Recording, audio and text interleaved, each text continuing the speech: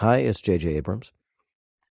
When I was 10 years old in 1977, the only thing cooler than these blue-green letters was this. These yellow letters against that star field with this incredible music. This moment, seeing Star Wars for the first time, blew my mind. And I was, of course, in incredible company. I don't just mean my parents, but I mean and it was an incredible thing. And to get to be part of this this story is a true honor. And I'm thrilled to get to talk about the making of this movie. George Lucas making this movie changed cinema. He certainly changed lives.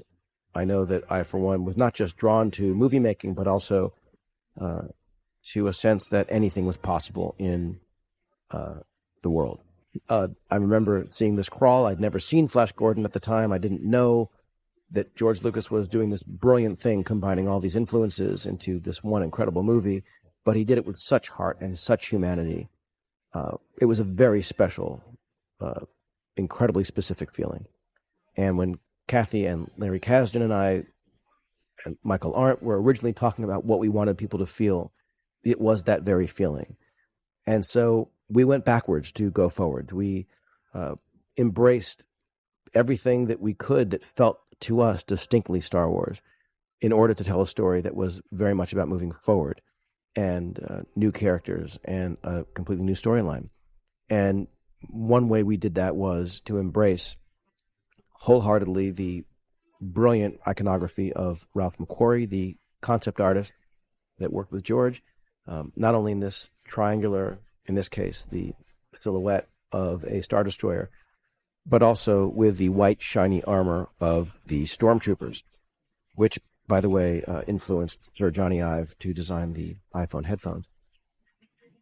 The idea was to give people that feeling of instantly being back in Star Wars, not just with this iconography, but with a droid, the new droid for this movie, BB-8, which is being performed in most cases by puppeteers who have this droid on rods and the head is remote controlled.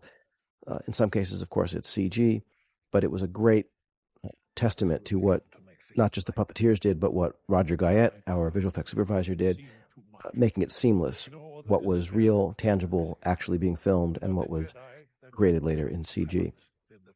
We also have here our hero pilot, played by Oscar Isaac, and the old wise mentor, here played by Max von Sydow. Wonderful actors, both. This, of course, is an example of BB-8. He was being controlled by a rod there, Brian, the puppeteer, pushing him in, but we had to paint out Brian. So I want to apologize to Brian for painting you out of this movie entirely. I also want to come clean that I hate doing these kinds of commentaries because while there are a million stories and all sorts of details, as the movie's playing, I want to keep talking about the different moments, moment to moment, but I also have larger, equally boring thoughts. And so I apologize to you as well, because in advance, because I just know that this is going to be a number of different topics and stories, and they might seem jumbled and unrelated. And welcome to my brain. I can't think it. So in this sequence, which was shot on a set on the back lot at Pinewood, it's supposed to be Jakku. It's supposed to match the location in the desert where we filmed in Abu Dhabi. But in this case, Rick Carter and Darren Guilford, our illustrious production designers, built this Jakku village set and a full-size X-Wing, which was awesome for visitors because they showed up and got to see an actual X-Wing, which was fun. But all the stunts and all the special effects and visual effects are, of course, serving the story and the characters. And so we wanted to put this pilot into trouble and Of course, if you've ever seen Star Wars, you know that the stormtroopers are the bad guys. And so one of the things we wanted to do as early on as we could is create a situation where we were taking the familiar, like obviously like this, which is putting some information into a droid. We've seen that before. But something we've not seen before in a Star Wars movie is a stormtrooper acting with compassion. When we were talking about the characters that we wanted to tell the story about, we had Rey, we had Kylo Ren, Poe, and Finn. Larry had an idea early on, what if there was a stormtrooper who went rogue? And I just love this idea. And so having a character that was marked, I figured if we had him marked in the blood of someone he's lost, which immediately tells you, oh, they're all humans in there. These aren't robots, because I remember as a kid thinking they were robots. And to have body language and a stormtrooper behaving in a way that showed you there was something else going on. What was fun was that suddenly a few minutes into the movie, you were introduced to the new droid, this thing that was given, this important map, this hero pilot, and a conflicted stormtrooper. And now we're about to meet the bad guy. The character of Kylo Ren was one of the most challenging characters because he sort of embodied what this movie was. It was a new story, a new personality, created from the DNA of what had come before. But because he was the villain, it meant he was in the shadow of Darth Vader, one of the great villains in cinema history. Something far worse has happened to you. So we embraced Vader. We made our bad guy aware of Vader as he would be living in a post-Vader time, and made him the son of Leia Organa and Han Solo.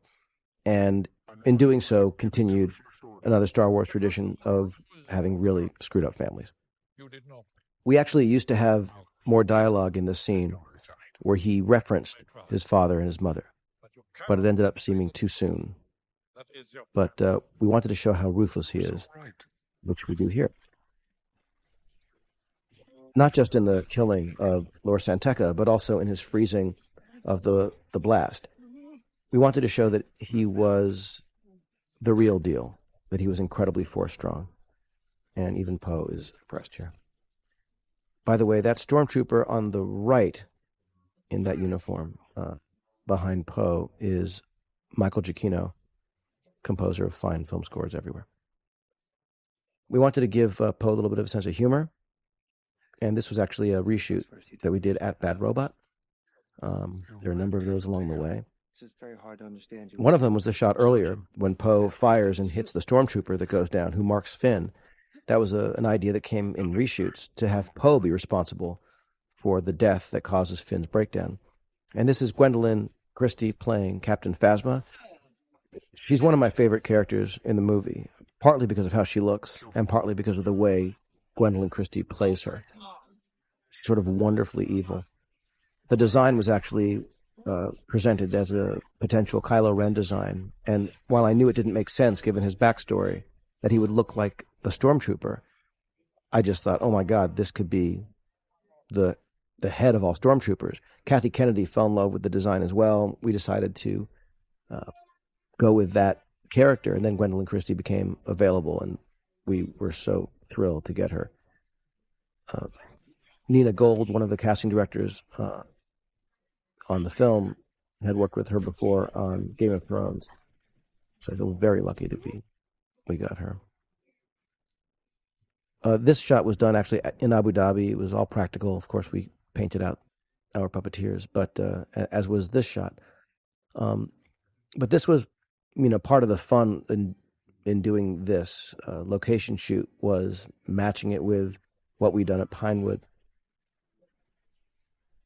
So this is the first time you get a real look at the Star Destroyer and you really know you're in Star Wars. And this shot as well, it felt like the classic Star Destroyer hangar, which I remember as a kid seeing and just not understanding. It looked so real. It looked so practical.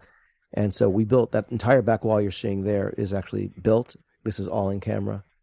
with the exception of some of those soldiers on the right. And this is where we are about to reveal the face of Finn before he is Finn. He's still FN 2187. But this is John Boyega, who was wonderful in Joe Cornish's Attack the Block. If you haven't seen it, I recommend that you do. But John is an amazing actor.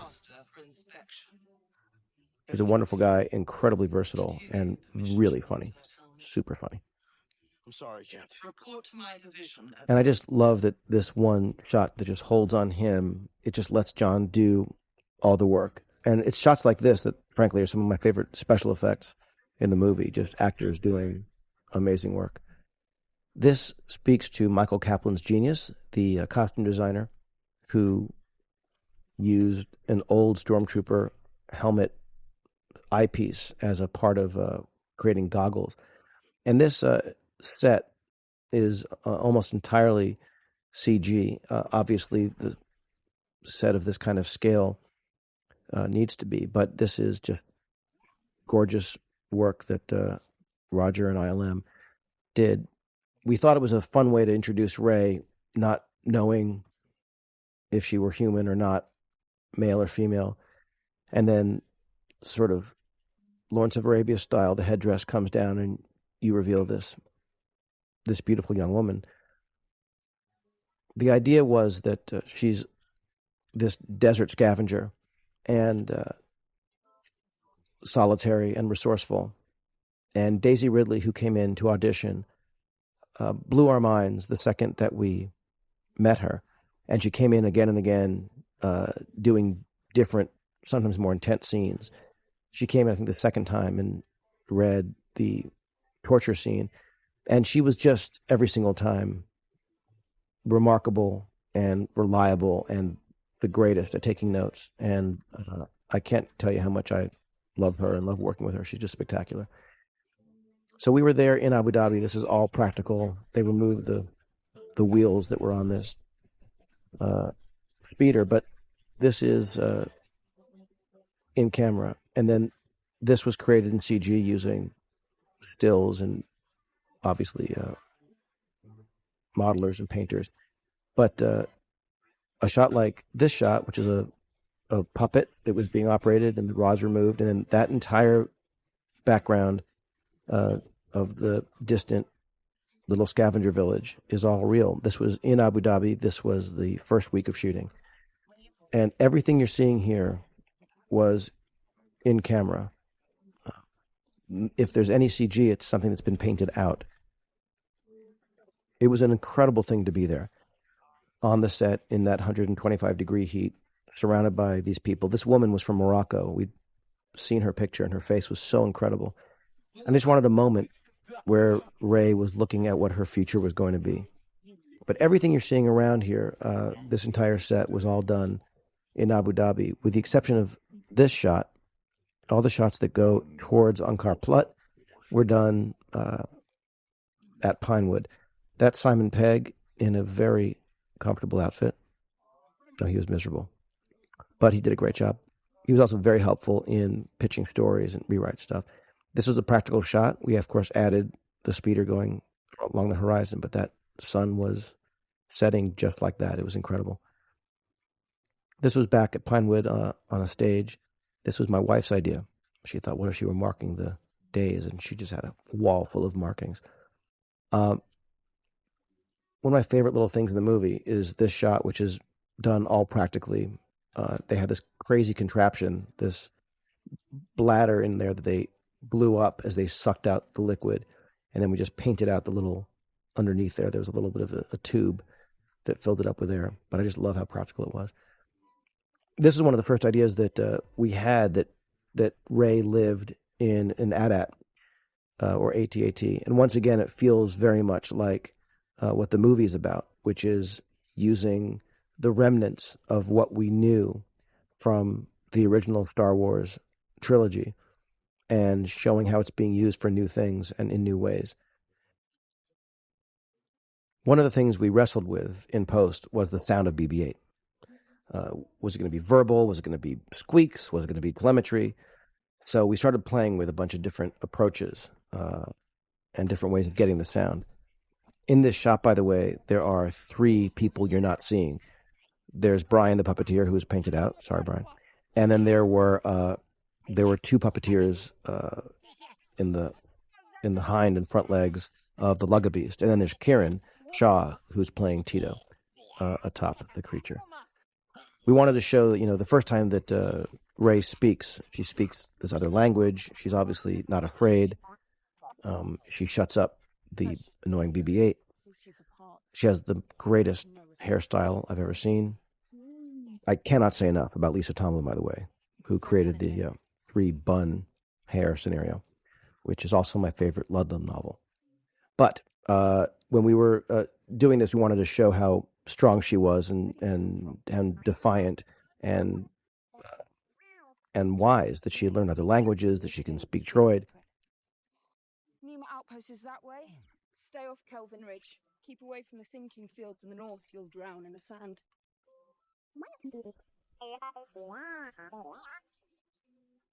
Don't follow me. Town is that way. No!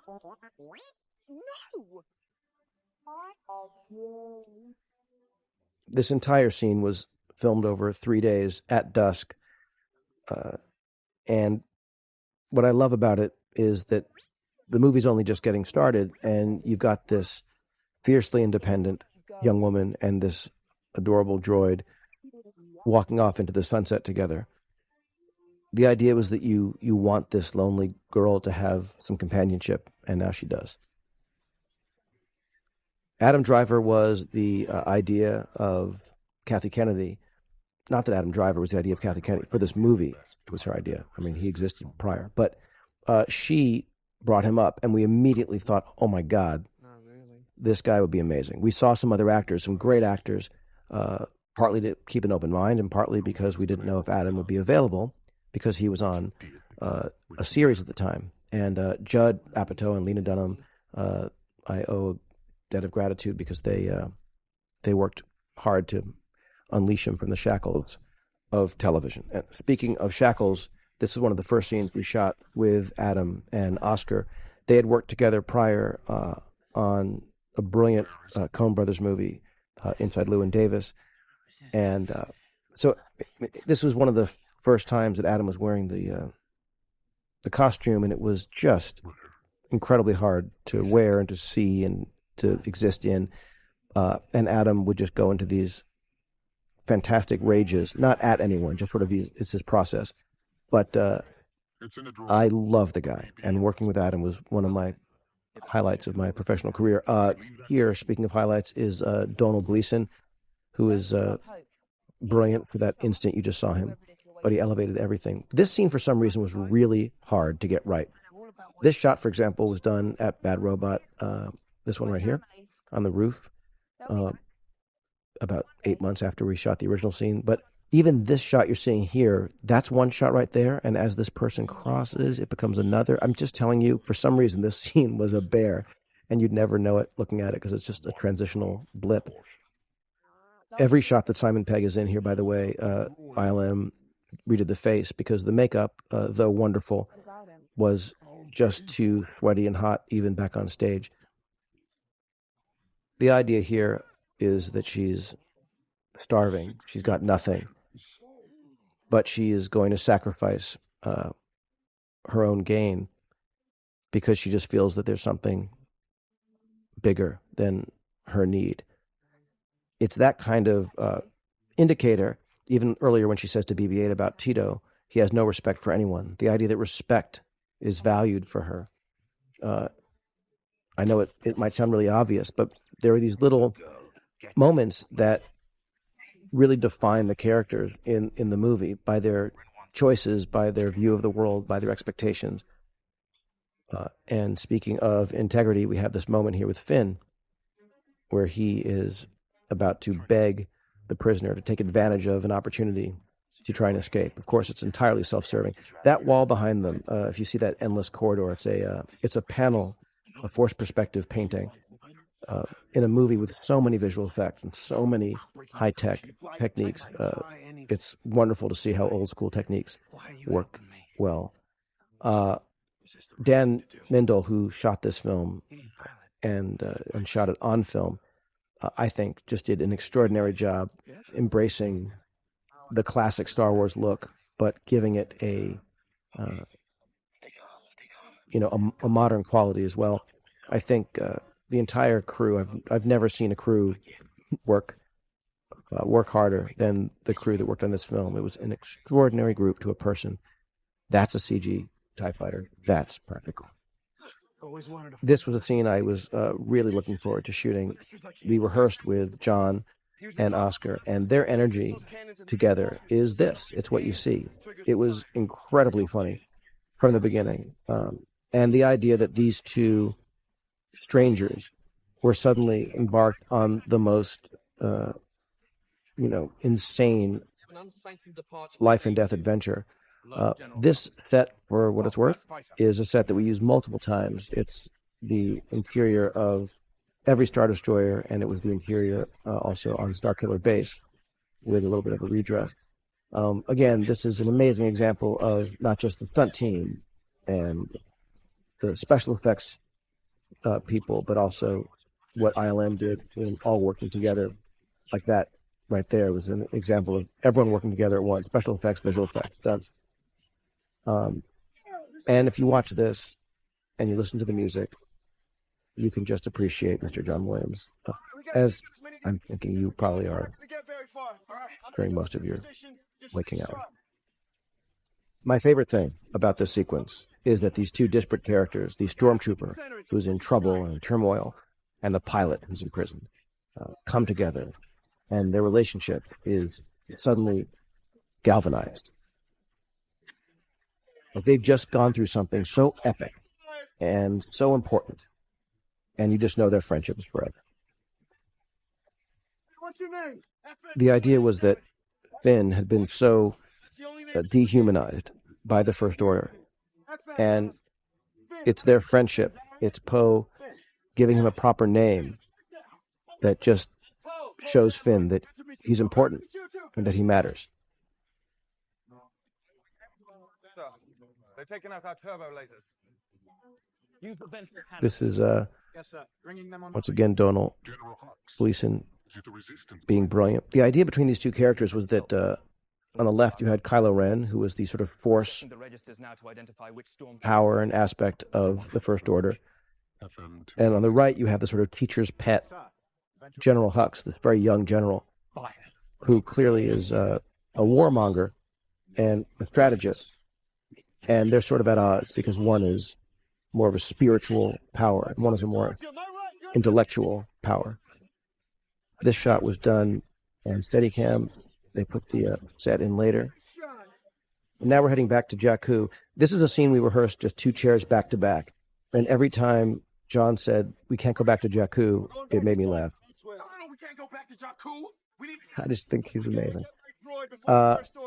So my favorite part is this: orange and white, one of a kind. That is only so the character knows when he sees the droid that it's the droid.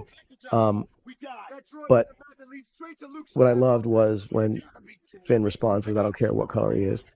It was just such a blatant piece of exposition. This shot actually was meant to be used later. If you look, when Hux looks to the right, that was when Kylo Ren used to enter. And it's a scene that continues that you'll see later. But we moved it here instead because I wanted to see that Hux was trying to figure Finn out. He was trying to study and understand how this could happen, how this soldier of his could walk away from the First Order.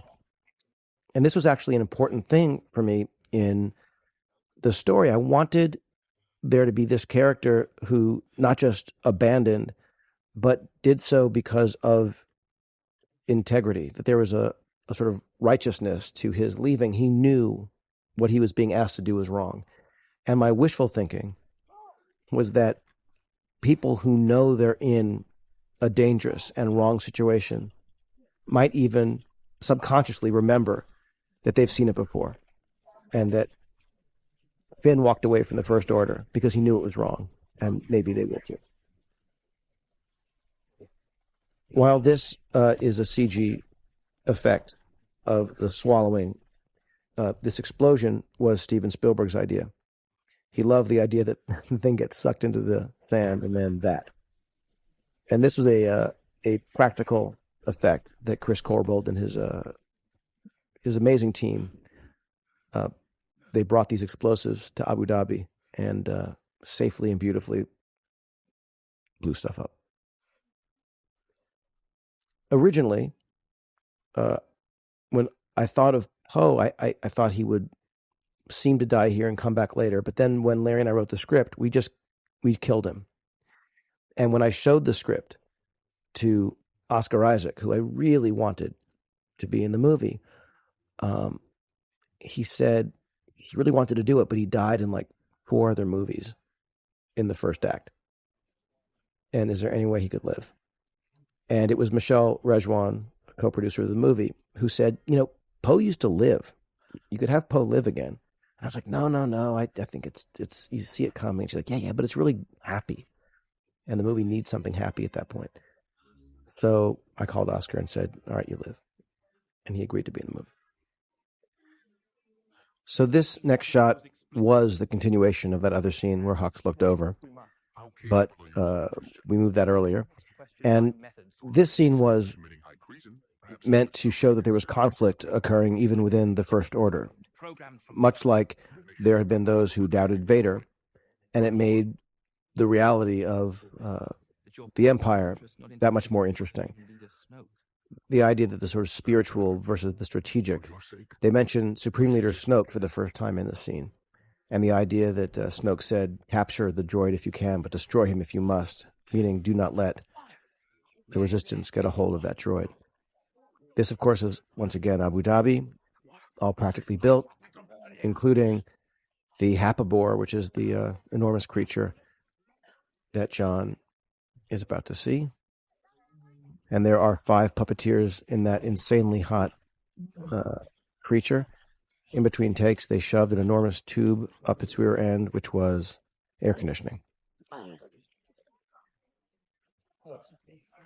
But all that's practical. This was in that first week of shooting, and here was Daisy Ridley, who had never really done a movie before, and suddenly she was not just starring in a Star Wars movie, but she was doing her own stunts from fighting, and she, as you see, literally and figuratively kicks ass. And here's John's perfect comedic timing, saying so much without saying anything. When we first started shooting, we hadn't really figured out the proper dynamic between Finn and Rey. It was much more contentious.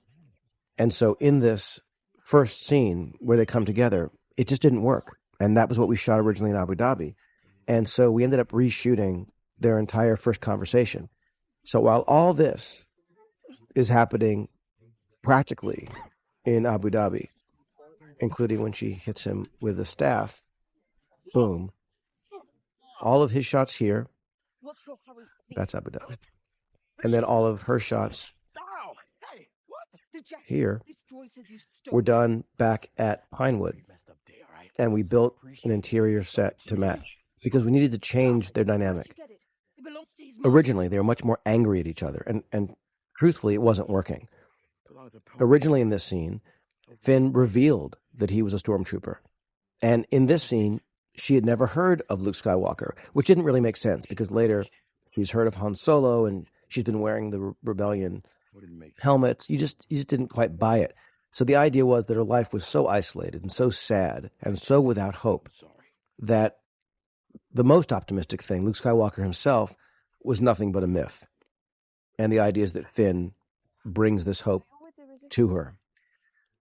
Also, this really fun concoction that Finn is lying to her, that his truth, that he's actually a stormtrooper, is being covered up with this lie about being with the Resistance.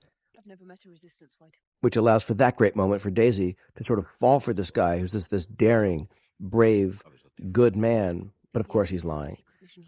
And she's so lost in her own life that even when she hears the name Luke Skywalker here, she doesn't even believe it's real.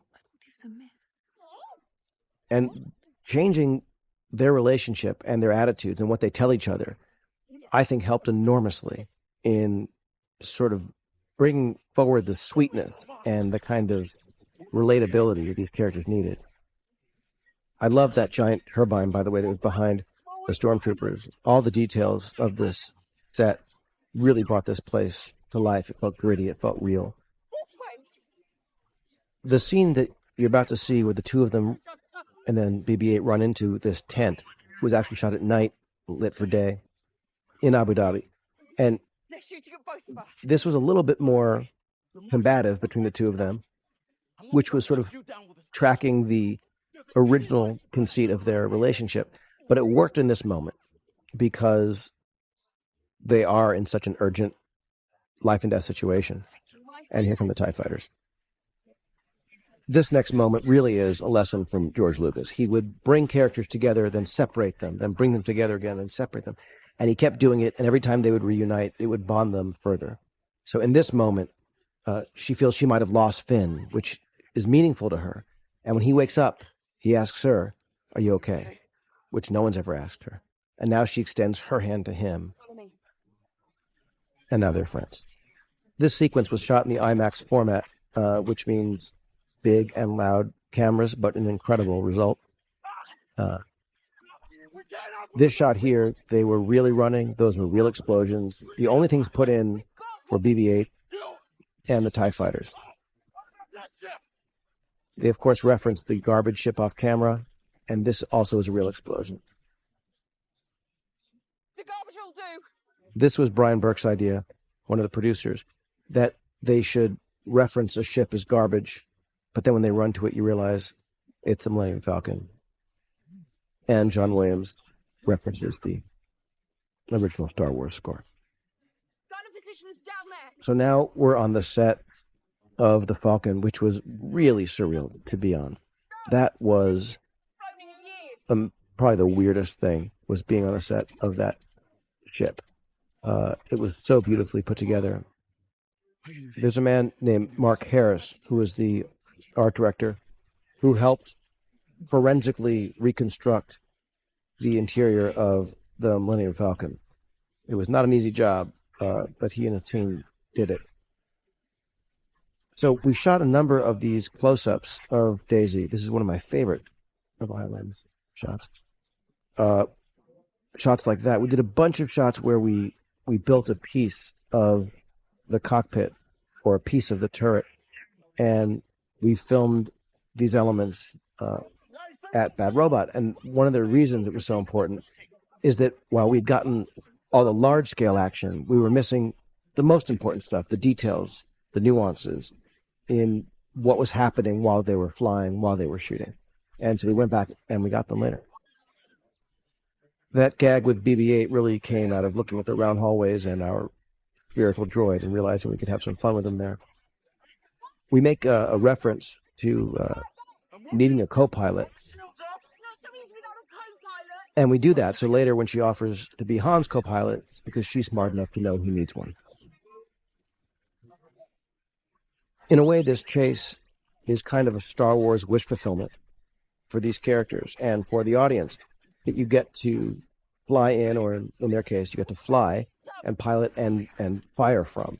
Not just one of the great ships from Star Wars, but one of the great vehicles from movie history. Finn knew he could fire a blaster, but not until his experience with Poe did he get the confidence to fire these laser cannons.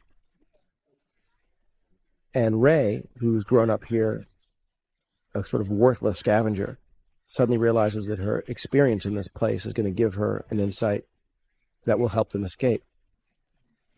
I want to shout out real quick to Marianne Brandon, the editor of this sequence, who did an amazing job. She and Mary Jo Markey split the film up equally. But on this sequence, Marianne worked for a long time with me to get it right, and I'm incredibly grateful to both of them. But for this sequence, to Marianne. One of the reasons we were shooting the close-ups at Bad Robot was for moments like this with Rey, where she sees this distant Star Destroyer and gets this idea. Every time I see these shots, I'm reminded of the very early, untextured, rough renders of all of these visual effects shots. And it just makes me grateful to each of the artists who made them come to life and look so photoreal. This moment coming up where Rey makes this turn and Finn fires at the TIE fighter and destroys it was, again, all about their relationship, that their rhythm, their timing, how well they work together. She does this, so he could do this. And again, thanks to everyone's work, including John Williams, these two characters are now bonded forever as well. So this scene wasn't like it was in the original draft. Like I discussed earlier, we changed it after we felt that the original relationship wasn't really working. They needed this kind of excitement, this kind of joy and bonding. And they simply weren't having the kind of fun that felt appropriate. So it was actually after Harrison Ford was injured and we had a few weeks off, and I rewrote this scene so that they would have a little bit more of that kind of buoyant energy, and where they would get to meet and have a sweet moment. And he almost tells her the truth, and then that happens. So you're left with this feeling like he's feeling guilty, that she doesn't know the truth, and we leave them with a problem with the Falcon in classic cliffhanger mode. And now we go to this scene where we actually get a very different side of Kylo Ren, where we see how unlike Vader he is, how tempestuous he is, how uncontrolled he is. This actor, Sebastian Armesto, did a perfect job portraying the officer who has the horrible task of having to tell Kylo Ren some bad news. We were really throwing sparks his way. I think the moment I actually just fell in love with Adam Driver was in his timing of this line. Anything else? This is the moment, of course, where Kylo Ren learns about Rey. What girl? And now these two disparate pieces come together. So this was one of the scenes that was written in that 3-week off period, and I really wanted it to have a kind of screwball comedy vibe. During that time, I also talked to John Lasseter about BB-8 and about the movie, and he really suggested giving BB-8 as much physical comedy as possible. And if you see the Pixar movies, you see just how brilliant that works for them. So this idea of the thumbs up was inspired by the conversation I had with John. And I really do think it's the moment that BB-8 is sort of galvanized for people as a character that they love when he does this. It's a little thing, but it just makes you go, okay, I get it. I get the guy. And this whole idea of going back to Jakku, it's sort of this throwaway thing, but it was really important to me. It was interesting when I was working with Larry. It wasn't as important to him, and I'm sure for good reason. But for some reason, I needed to know that she expected to and wanted to go back. And why go back? And this idea that she won't share with him here is, of course, because she feels like the only belonging she's ever going to have is her family. And if she leaves, she'll never get a chance to see them. So there was a very powerful idea that what she desperately wanted was belonging, which she'll get, but just not how she expects. This physical interaction with the characters was important to me to give them a sense of familiarity with each other. And in this moment, when the Falcon's being swallowed up, we didn't want to know who was doing it, and we wanted you to believe it could be the First Order. So this idea that they're just trapped. What are they going to do? Pablo Hidalgo, who is a brilliant writer and Star Wars knowledge base, helped with this idea of the gas, that this was how they were going to try and escape. I wanted people to begin to think that there was a version Work on the stormtroopers. where the stormtroopers would come in and they would somehow poison them, and his knowledge of stormtroopers and how they work, so that the audience is really looking, the goal here was a magic trick where you're looking in the left hand and saying, here come the stormtroopers, but the coin is really in the right hand the whole time.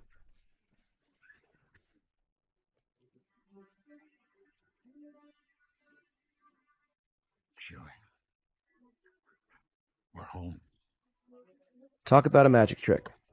Harrison Ford is a movie star, and working with him on this was beyond belief. This little sequence here, by the way, if you look at it, that was actually from the original shoot with Harrison before he was injured. And if you look, his hair is a little bit shorter, and we actually lengthened it a little bit with CG. But in editorial, we created that little moment of them searching around using little bits and pieces from what we'd shot originally. We didn't have anything of them searching, and so it was created in post. I stole it. But again, this scene, this interaction between the characters was meant to really fundamentally be comedic, and to see how she knows him as this epic, legendary scavenger. And of course, Finn knows him because he was a general for the rebellion. And I love that Chewie is just sort of indifferent about his heroics. This is a scene that I think the entire crew was looking forward to shooting, the first time in decades that Han Solo returns to the cockpit of the Millennium Falcon. We deal with the how and why Chewie found the Falcon now, later in dialogue, that they were looking for it on a scanner. But what I really love about this scene is it shows the inevitability, the impossibility that Han Solo could run away from We need your help. his Star Wars roots. This droid has to get to the resistance. He's suddenly desperately needed because, Carry a map to Luke Skywalker.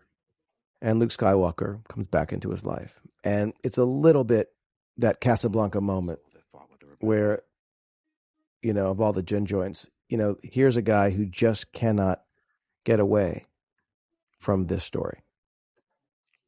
And here's John Williams bringing back the Force theme. I knew Luke. But before they can get into it, Don't tell me a Raptor's got loose. in classic Star Wars fashion, there's a problem to deal with. Did you just say Raptor? So this sequence was meant to do a number of things. To put this new group through a crazy situation, to get them on the road all together in the Falcon. It was meant to strengthen the bonds of these various characters through separation and injury and terror. It was meant really for me to get a sense of where Han Solo is in the universe since we last saw him. What about BB-8? And that is to say, I really wanted to see that Han was at the end of his rope, that he had been running and gunning the way we might have expected all these years, and now he is literally at death's door, that there is nowhere left for him to run, and he's wanted in every corner of the galaxy. Han Solo, you're a dead man. This is Brian Vernell, a really talented Scottish actor. Our first assistant director, Tommy Gormley, is also Scottish. A lot of Scottish accents that day.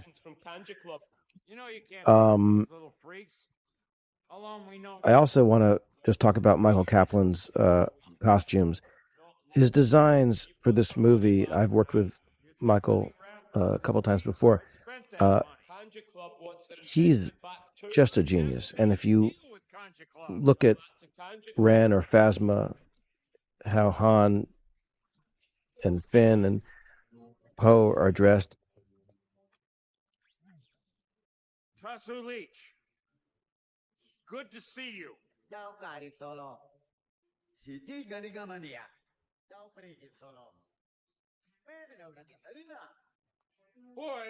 But if you just look at those Guavian Death Gang, red masked, those guys, that would be just the best costume in any other movie. They're so good. But in this movie, it's a real drop in the bucket, especially when you get to Maz's castle later and you just see all of the designs, the variation, the cultures, the fabrics, the textures. Michael just did such a perfect job. First I've heard of it. So the idea is that not only are these gangs working together, but now you realize they're working in league with the First Order, and that these two are fugitives. And the story is meant to just, even bond Rey and Finn with Han. So here come the Rathtars that were designed to be scary, but family scary. That is, they look like dog toys. So the fun here was to do a sort of terrifying, here come the aliens scene. We couldn't find a way to make these things sound big and scary and loud enough, and there was music playing here at the same time. And we ended up taking out the music just for that one moment when they arrive, so that you could really hear their screams. And I think it ended up being much more impactful. This entire sequence with Harrison running around on this set was done, after his injury, and he broke his leg, and he returned and was literally running around on this uneven set faster than I've ever run anywhere.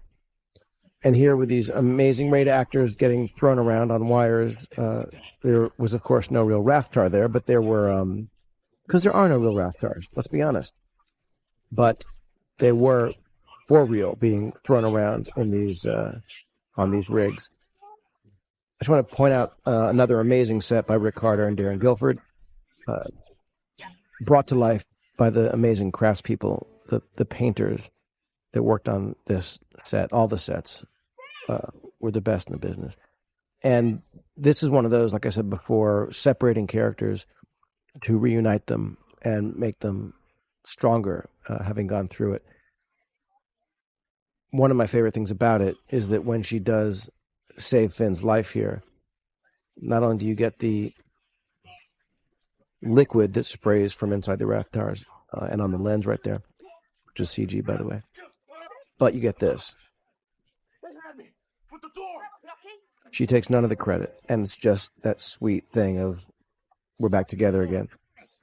I forgot to put BB-8 in the scene when we were shooting it, so this little shot of BB-8 was actually from a different scene altogether.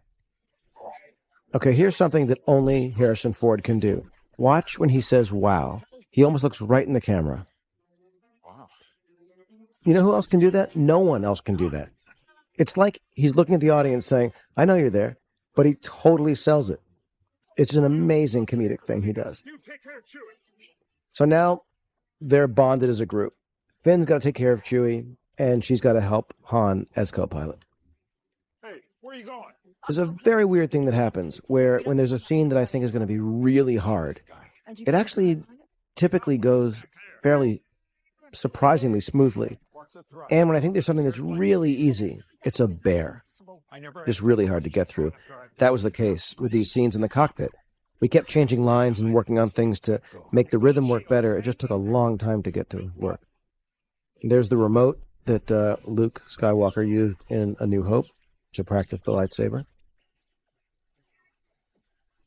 And so this is obviously getting Han back in the cockpit, getting to pilot the ship again, but he needs her help after all. And our new team is off. Inform the First Order that Han Solo has the droid they want. And now this is how the First Order learns what's going on, which takes us to Starkiller Base and Supreme Leader Snoke. The droid will soon be delivered to the Resistance. So Them, Andy Serkis Jedi, is just Skyver, an incredible actor to watch.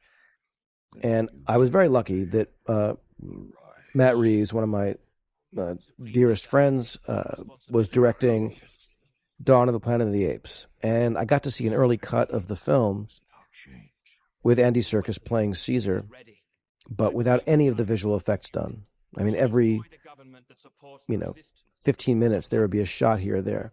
But it was the story in its entirety with human actors. And I was blown away by Andy Serkis.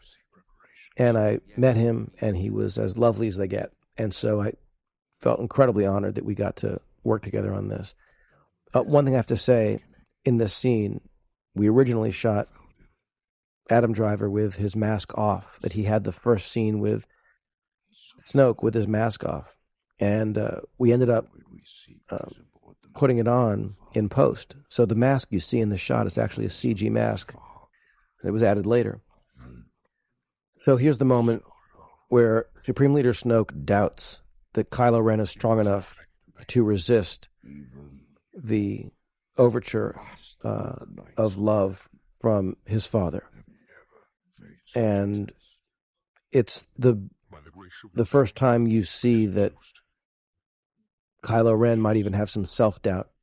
He's trying to defend himself, but Snoke is not convinced.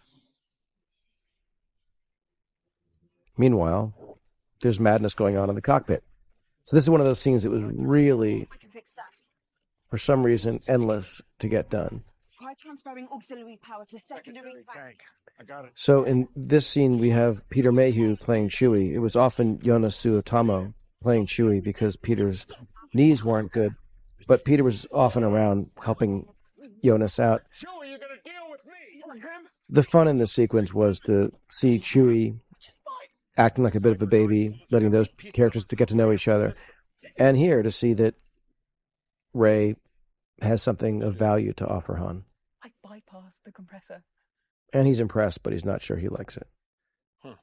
I mean, I think that this was sort of what was going on with the actors during the movie, too, that Harrison was sort of trying to get a sense of who these kids were, and the kids were just scared to death of this guy. And it just took a little time, and they kind of all fell in love with each other. But at the beginning, it was a little bit like the story of this movie. We were very lucky to have Phil Tippett come back to animate the holochess set using stop motion, old school techniques. This is the scene where we see the map for the first time, and we realize it's not complete. Andrew Kramer did these very cool graphics. My favorite thing about this scene is that Han Solo is telling these kids and the audience the story of not just what happened to Luke Skywalker, but the story of the Force.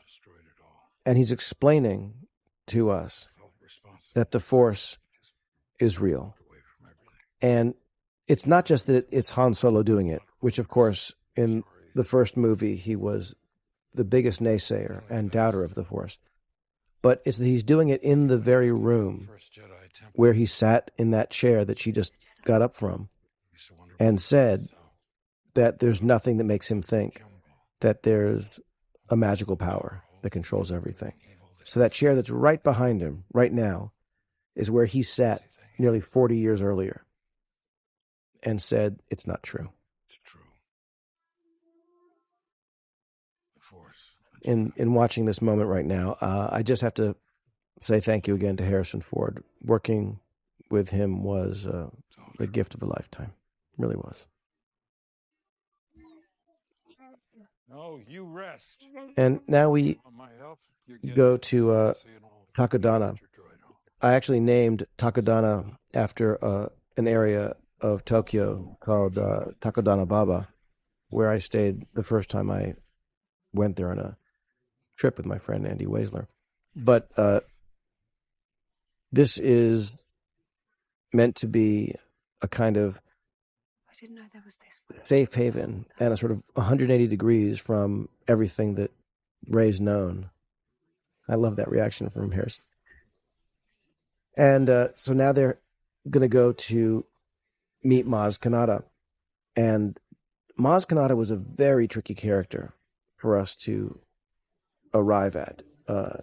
her tone, her attitude, her voice, her look, everything about it was tricky.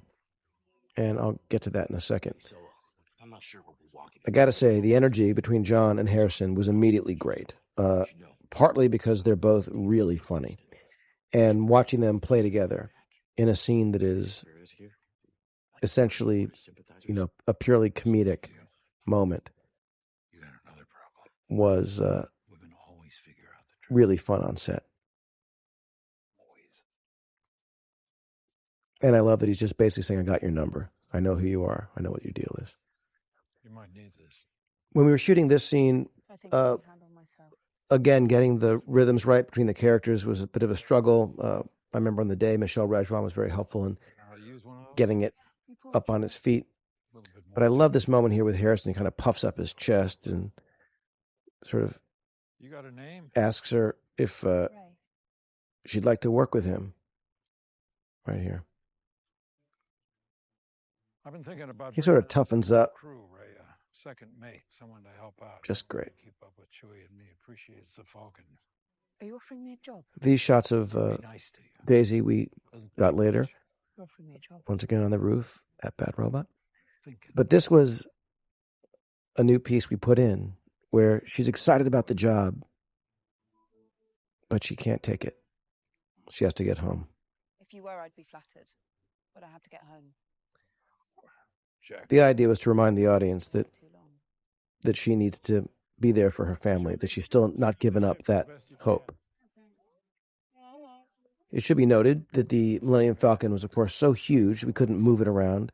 So that location that it's at there is the same location where you see it parked at the Resistance space, which is also the same location at the end on the island where you find Luke Skywalker. Sorry to ruin the ending. So here's 3 shots in one. You have this shot here, and then the tilt up, which is all CG. And then as we come down, we're blending into a second shot. And we've moved the techno crane over. So now we have this. And we change the timing of the doors opening. And when they go inside, this is the third shot. This is a set on a different location. And as we pass them, now we're on the third shot. Everything you're seeing here, with, I think, almost no exceptions, is practical. The only thing that's not practical in this shot is Maz Kanata.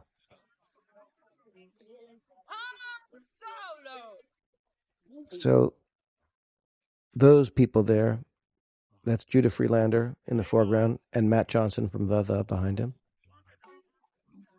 This section 2 was also shot at Bad Robot. We needed to change the moment when they all met. And that's because Maz Kanata was constantly changing. This scene you're about to see at the table was reshot twice. But the population of this entire scene, right here, Bazine Natal, Rum, the guy she's sitting with, the band playing, these characters whose masks were sculpted for this one shot in a laughing mode.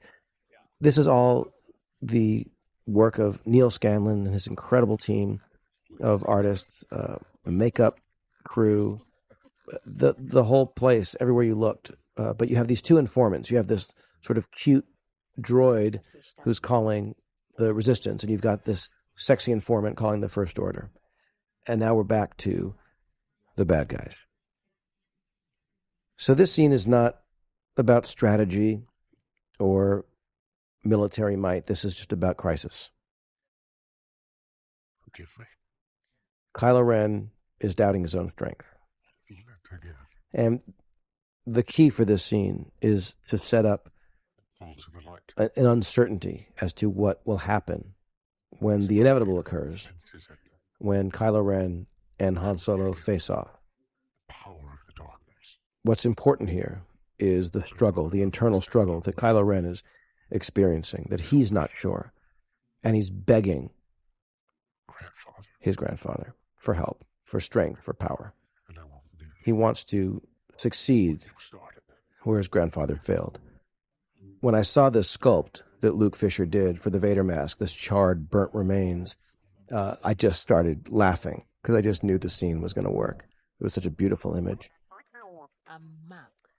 the music in Maz's castle when they first walk in, and this now, I actually got to compose with Lin-Manuel Miranda, and the two of us got to perform the songs together. John Williams actually asked if I could find someone else to do the music for Maz's, because he felt like he wanted to focus on the score of the movie, not the source music. So it was a real thrill to get to work with Lin. This scene, which, like I said, was shot multiple times. We did this at Bad Robot also. This is a thing that, I can't say enough about Lupita Nyong'o, who plays Maz Kanata. She trusted this process, which was one of exploration and trial and error. But we were trialing and erroring while she was wearing the preposterous motion capture suit and helmet. This character of Maz Kanata was based on an English teacher I had in high school named Rose Gilbert. And she was also a teacher that Rick Carter, one of the production designers, had. And so we always thought of her like Rose, who was this really inspiring, funny, glasses-wearing, brilliant teacher. It was a sort of a renowned teacher at Palisades High School in Los Angeles. But because of Lupita's incredible talent and patience, we finally found this character, the rhythm, the sense of humor, the wisdom, the age, and of course now it feels like inevitable that this be the character. It just was anything but that throughout the production. The sort of utility of the character really comes to a head in the scene with Rey that's coming up. So, like I mentioned earlier, Finn used to reveal to Rey at the very beginning that he was a stormtrooper. It's still something that she doesn't know. And in this scene where he asks her to go, this was, I think, the third iteration of the scene that we were shooting with them, because we were trying to find the right dynamic between the two of them, not just how they meet and how they are friends, but how they separate. And we're building up to their big goodbye. Who's the girl? These are two more of Neil Scanlon's creations. These are two characters that I suppose could have been done in CG, but having them physically, practically there made it all better. This scene, too, was reshot while we were in post. And we did it because this was the moment where we needed to learn Finn's story. That he was taken as a baby, raised to be a soldier, but that he knows it's wrong. The key to this scene was to allow Finn to be embracing his decision, to find a strength in his intention to not go back to the First Order, to not get involved in that group again. The earlier version of this scene had a Finn that was much weaker, much more in retreat, unsure, afraid. We wanted Finn to own his decision, to have the intention of someone choosing not to be part of this anymore, not to get involved in the First Order, a group he knows all too well. So he's saying, come with me and let's get away. And she's saying, come with me and let's fight. So they can't stay together. And in this moment, when she's watching him go, she hears this cry. And it's a distraction that we hear too, barely through the crowd at Maz Kanata's. And the idea of this scene is she's drawn to something and you don't know quite what it is. And we soon discover that what she's drawn to is the Force. And this connects to Maz's backstory, something that we worked on and had much more as text in the original script. In fact, in the original script, you saw the lightsaber falling through space and landing in the ground and a hand taking it And you used to have this entire backstory where we learned what happened with the lightsaber, Luke's lightsaber, over the years and how it ended up finally in the hands of Maz Kanata. All of that became backstory and, in fact, is thrown away in one line now in the movie later. But in this scene, she is drawn to this place almost like Cinderella, and she goes to this box, which when she opens, she discovers something that, of course, has no meaning to her. She's never seen this before, doesn't know what it is, but has meaning to the audience. Touching the lightsaber triggers what we called the force back. There were many iterations of this. In one, from this Cloud City corridor, she looked down and saw Vader fighting Luke, which we ended up cutting. We wanted it to be a more personal story, something that she couldn't comprehend, that was overwhelming to her, frightening to her, that was taking her through all these elemental experiences of fire, of rain, snow, wind, but also that she was being confronted with truths about the Force, about the past, the Knights of Ren here, the past for herself. She realizes the cries she heard were actually her own cries as a young girl being taken away from her family. And then she hears a voice, Rey, and that's Obi-Wan Kenobi. And so is this. And you hear this voice saying, "These are your first steps." So that was actually Alec Guinness's voice saying Rey. This was Brian Burke's idea. We found a reading of him saying, "Great," and we took away the G and the T, and we were left with Rey. It was a perfect performance. And we were very lucky to get Ewan McGregor to come in and do the rest of the line, "These are your first steps." So that was Obi-Wan Kenobi with two actors. This is my favorite Maz Kanata moment in the movie. She's telling Rey what she needs to hear, which is, stop trying to go home. It's not right. It's a waste. And that the belonging you seek is not behind you, it is ahead. And this is the thing that she can't accept right now. The idea that she has anything to do with this man that she thought was a myth just this morning. And now here she is being told that his destiny is somehow tied into her choices and her actions. Close your eyes. So when Maz asks her to close her eyes and to feel it and to let it in, The light. she's It's always not just setting up the moment at the end when Rey is battling Kylo Ren, but she's also telling her to stop looking and stop trying to understand and just feel. And it is that great lesson of the Force. But she can't do it. She's not ready. She can't take it in.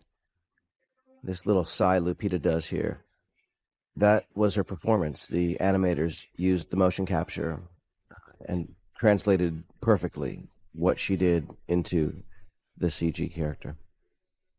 This whole location of Maz's, of course, mirrors the cantina from A New Hope, as this Starkiller Base mirrors the Death Star. These were the kind of locations that felt like a given in Star Wars. For example, we looked at it like a Western or a fairy tale. What are the elements that you're going to see that makes it this genre, this specific genre?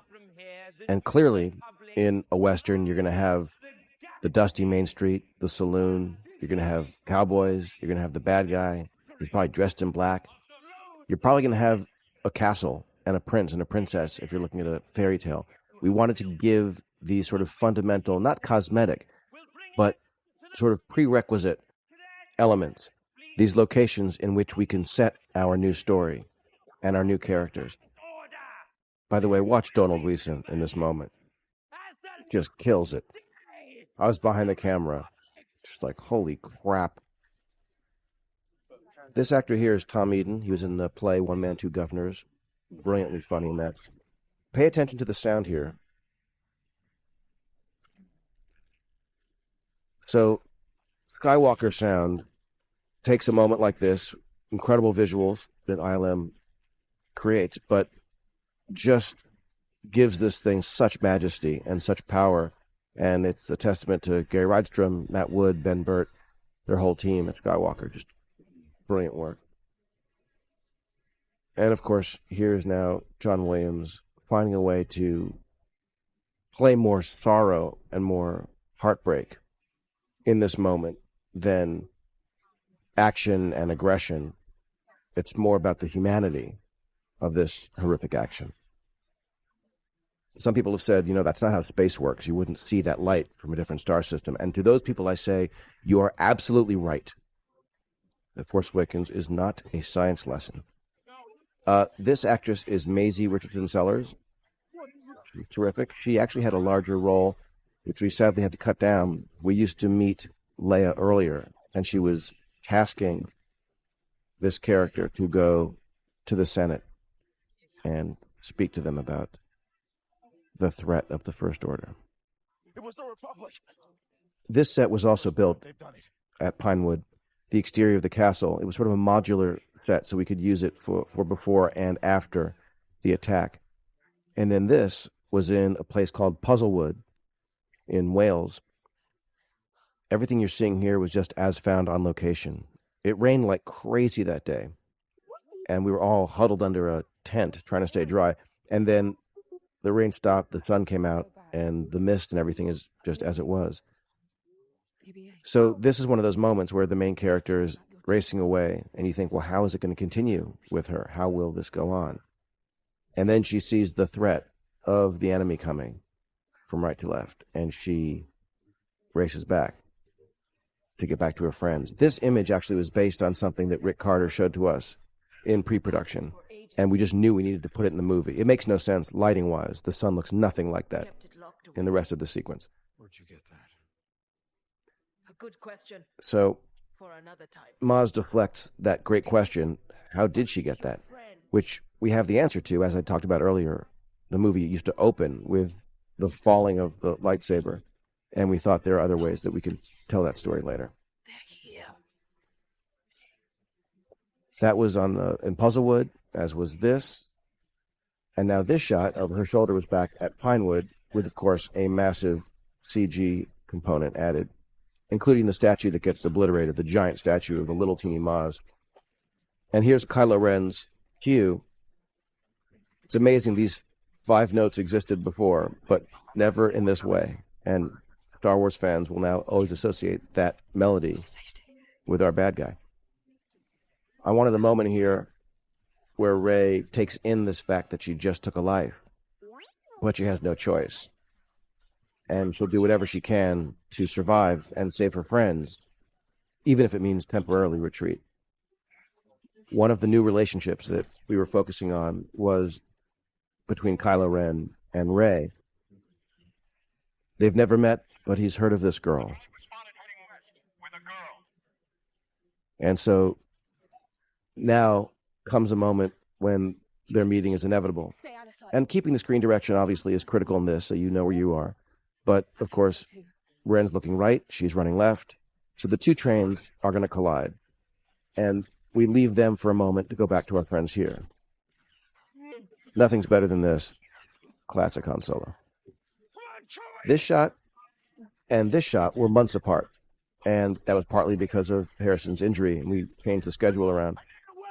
I love shooting this sequence. The set was enormous on the back lot at Pinewood. And knowing how the visual effects would augment the scene, it just felt like this crazy, epic, fun battle. And within that, to have this kind of intimate moment between these two old friends and having Han really come to love the bowcaster. I like this thing. So here's Finn's first use of a lightsaber. And of course, he's turning against the very army he used to fight for. But again, these are desperate people in a desperate situation. The stunt performer in the Stormtrooper costume is Liang Yang, who did an incredible job here, as did Adam Bernard, Finn's stunt double. However, I got to say, you're seeing John Boyega in this fight. There may be a couple shots here and there, like this, it's Adam. But John really worked his ass off in this sequence. And here's Liang. Look at that. Boom. He was in that costume. That was a real moment. Just incredible what those people do. So the idea was to put our characters in the most peril. Rey was about to be confronted by Kylo Ren. Finn, Han, Chewie are now captured by the stormtroopers. And just when things are feeling like they're most deadly, the heroes arrive. And this musical cue is one of my favorites in the movie. So we made the decision to show the audience that Poe was alive before any of the other characters did. And we even had Greg Grunberg's Snap Wexley say, "We're with you, Poe," for anyone who didn't realize that's who it was. There's an intricate integration of the live action elements and the CG elements here. So with a shot like this that begins with CG and then becomes a shot that we did on set, this sequence has everything going to 11. Every aspect of this extraordinary crew, watching the visual effects, the stunts, the costumes, the set design, the sound effects, the special effects, the music, the performances. It's all just happening at full bore. And this shot was a fun integration of what we shot live action, and then going up to the CG piece, and of course the foreground is live action. So is the foreground there. Now it's purely CG. Back to the shot. This idea was a reunion of Poe and Finn without either of them having any sense that they've reunited. And now we're back to our heroine and this moment where she's about to, for the first time, be confronted by Kylo Ren, a character who she's going to have a very interesting relationship with moving forward. These narrow canyons of mossy rock are just as found. It's a beautiful location. The takes we have of Adam Driver being unable to see in that mask and tripping over these rocks, I think it just added to the rage that he used in the character. It really is a very specific kind of talent to be able to perform a character when your face is completely hidden. His body language was very specific. And here's Daisy having to play physically frozen by this invisible force. The girl I've heard so much about. And also needing to seem defiant and resentful and full of absolute terror. And she can't move. It's just all in her face. And speaking of her face, we actually had these prop lightsabers that lit up, so her face got that red light on it, which was really cool and something that you don't notice, you hadn't really seen before in other Star Wars films. But we had Jamie Wilkinson, remarkable prop master, who, in addition to so many other things, had these lightsabers, these practical lit lightsabers made. So the idea here is that Kylo Ren's gotten inside of Rey's head, sees that she has seen the map, and is now letting go of the droid as his goal, and he's focusing just on her. And clearly you think, well, he must be able to just extract the information he wants now. But because he's taking her, you get a sense that there might be something else going on here. We were losing light like crazy in this shot, and we scrambled to get it. And Harrison was, of course, spot on every take.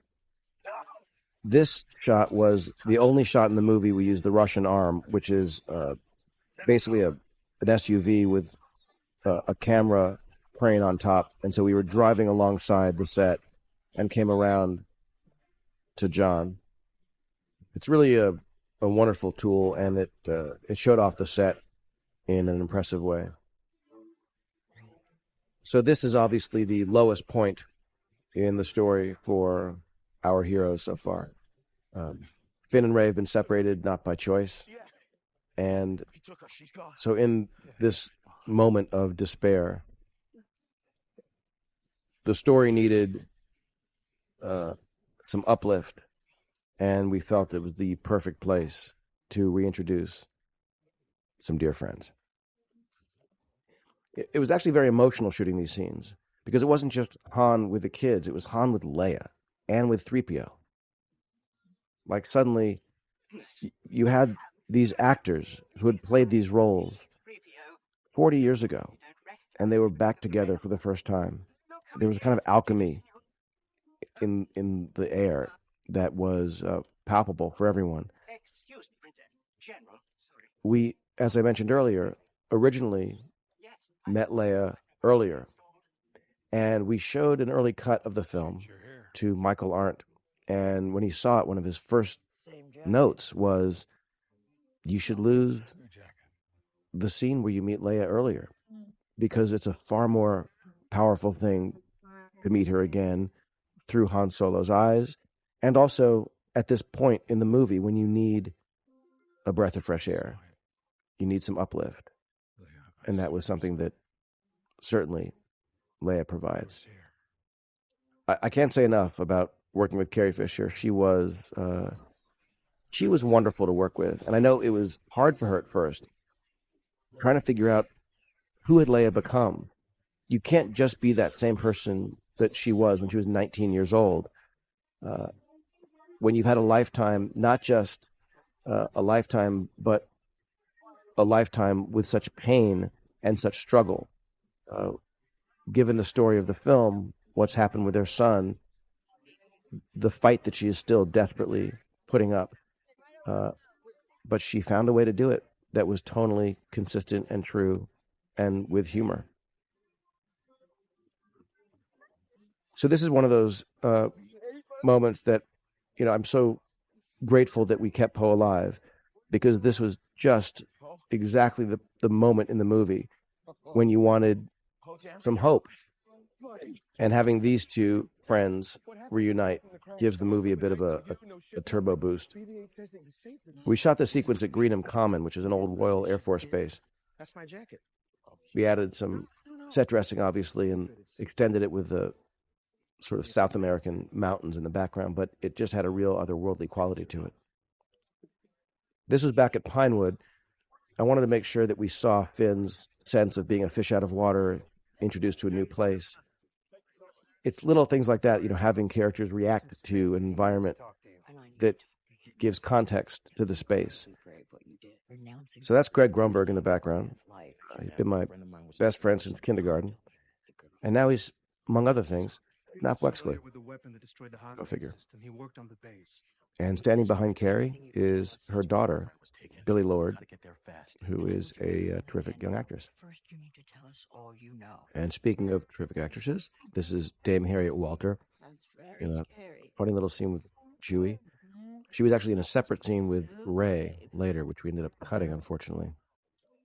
But she was great to work with, as was Anthony Daniels. It was very surreal directing Anthony because he, of course, looked like that exactly. And I couldn't ever tell if he was really listening to me. But I think he was. And we had a great time. Really did. I love Mr. Daniels. That line was Brian Burke's. Trying to be helpful. So this scene coming up with the droids used to be very different. It was between 3PO and R2, and it used to come after we met Princess Leia, which used to follow the freighter scene with the Rathtars. When we cut that Resistance base sequence, we moved the droid scene here and made it a scene between the three droids. The point being, of course, that R2 has been in a kind of depression since Luke went away. And it's a setup for the end of the movie when there's suddenly some hope to find Luke because of what Rey and Finn and the rest have done, and R2 wakes up. This scene, like many in the film, was actually shot twice. And the scene as it lives now is a kind of amalgam of the two versions. In fact, if you watch their performances, you see the backgrounds shift a bit throughout the scene. You're watching two parents grappling over an incredibly difficult child. And I think that's a very relatable parental conversation. To see it between Han and Leia, I think, was particularly interesting. And you just see how what happened with their son, Ben, it really ripped them apart. He seduced our son to the dark. When Leia mentions Supreme Leader Snoke, you realize that they are aware of this figure that is responsible for seducing their son over to the dark side. Luke is a Jedi. And you realize that Han has really been on the run, trying to get away from this whole time. And in this moment, There's still light in him. Leia implores Han not to give up, to do anything he can to save their son, Enemy base is coming. which is a setup for the inevitable Han and Kylo Ren confrontation. The next scene, the torture scene, was the audition scene that Daisy did the second time she came in to read for the movie. And she blew my mind. I mean, she was so emotional. She just was spot on. And because we used to have Kylo Ren take the mask off in the original version, both in front of Snoke and privately with the Vader mask, and we changed both of those, this now becomes the first time that you see who's behind the mask. And because of Vader, I think you expect him to need the mask. That, like Vader, it's some kind of breathing apparatus, some sort of necessity. But when his mask comes off, you see Adam Driver, and he just looks like a sort of prince, and it makes no sense. Why would he wear a mask? That shot, by the way, was originally shot for the scene where he talks to the Vader mask when he took it off. The idea was those are the ashes of his victims. But the question of why he wears the mask was answered in his insecurity, that he was involved with the Knights of Ren, which we have a whole backstory for. But the idea that he was using that mask for intimidation, that he, like many terrorists, is a coward, and he's someone who's hiding, who is trying to scare you, and he knows that what you don't see is more frightening. And I think he's also got a little bit of a Vader wish, that he's trying to emulate his grandfather. Daisy just has this remarkable ability to turn on that emotion. Desperate to sleep. And she did it take after take, which I'm sure is exhausting. He's talking about this ocean, this island. I see the island. This thing that she imagines when she's back at home on Jakku. And this is a setup. This island is the thing that she arrives at the end of the movie. The notion being the kind of wish fulfillment was always in her, that she always knew this inevitability. I know you've seen the map. So the two of them working together in this scene, it was And now you'll give it to me. it was fun to imagine what kind of sounds there would be. And if you listen to what Gary Rydstrom and Matt Wood did for this scene, the kind of sounds of the force power between the two of them, there's kind of this war going on, this battle.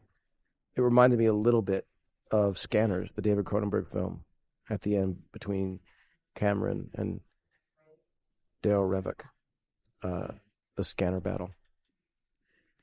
You should watch this scene without the audio, not just to get rid of my voice, but because you'll see it just has a much less impact and really none of the power that it does with this audio, this music. Her theme starts to come in here, pushing back. Not only is she not allowing him to get into her head, but she gets into his. You're afraid And of course, she hits his insecurity that you will never be as right on the strong head. as Darth Vader. And not only is he completely freaked out that she is so strong with the Force, but she realizes that thing that Maz Kanata talked about is strong in her too. Resisted you. He's strong with the Force. This used to be the second scene with Snoke, where Ren was unmasked, but now it's the first one.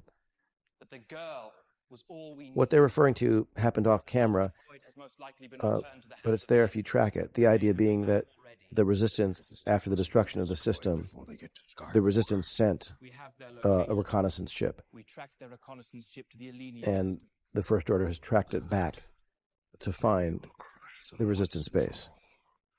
Now, Ren is still trying to get Snoke to give him a shot, but Snoke is saying no.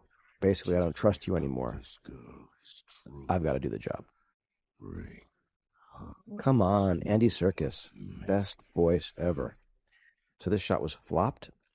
And this shot, we reveal the stormtrooper we called FN 007. This is a role played by Daniel Craig, who just happened to be on the Pinewood lot preparing for Spectre. And I heard he was a huge Star Wars fan, so I asked him if he wanted to be in the movie. He said, sure. He shot all day and was fantastic. That's his voice, too. You will remove these. The idea is that Rey is desperately trying to use this fourth power that she just experienced with Kylo Ren, and on the dim minds of a typical stormtrooper, she just feels that she could possibly, having just been in such a powerful mind, could overpower a weak one. We actually removed a blink from Daisy in this one shot here. Somewhere in there. You will remove these restraints and leave this cell with the door open. I love the way Daniel just straightens up. I will remove these restraints and leave the cell with the door open. I just love watching Daisy play this moment of realizing that this actually could work. And you'll drop your weapon? And then she's so excited. And now we've got Ren's realization that she has gotten away. This is Colin Anderson on Steadicam, the absolute greatest, making that thing look easy. This was a gag I could not wait to do. I just love the idea of two cowardly stormtroopers walking away from trouble. Yes, sir. Weapon charging. There was a lot of discussion about how to visualize this crazy idea of a sun being sucked dry and to use its power for this weapon. And I think that we ended up with an incredibly cool image here. This scene is the classic war film, Western, certainly Star Wars planning scene. What do we do now? We're at our most desperate. There's a lot of information that needed to be conveyed fairly simply. One of the cool things was Admiral Akbar, who was actually performed by Timothy Rose and voiced by Eric Bosserfeld, who's since sadly passed away. And here Finn steps up to sort of join the resistance fight, and we learn that they are a target and they're doomed, as 3PO wants to make clear. There's always a way to do that. Han's right. And so Han's reference to destroying these weapons, the idea was we were sort of saying the specificity of this weapon, while it's not beside the point, that there's always a weakness. But that is a classic Star Wars, hopeful posture to take.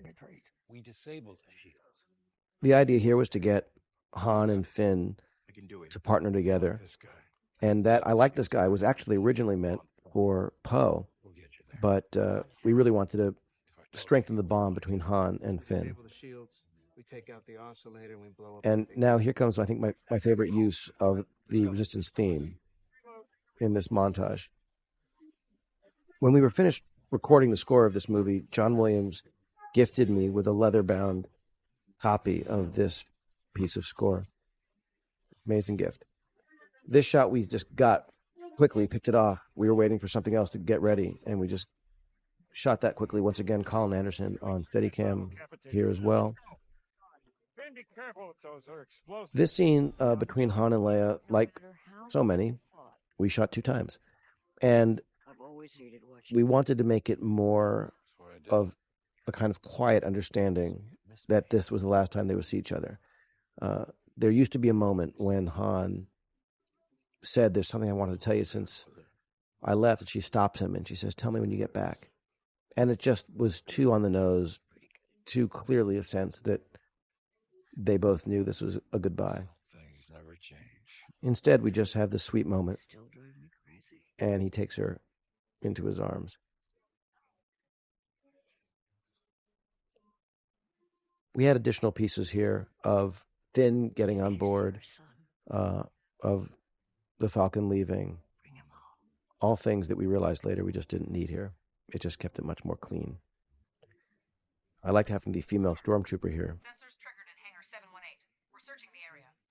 She's just beginning to test her powers. And the idea that she's just beginning to test her powers, we added later, just to make it clear to people that that's what's happening. This set was one of my favorite sets in the movie. Not just this hallway, but the set that you just saw in the last scene was all one set. And it was built, designed by Rick and Darren in order to get maximum flexibility and multiple locations from essentially one set. So every time you're in corridors in Starkiller Base, you're on that set.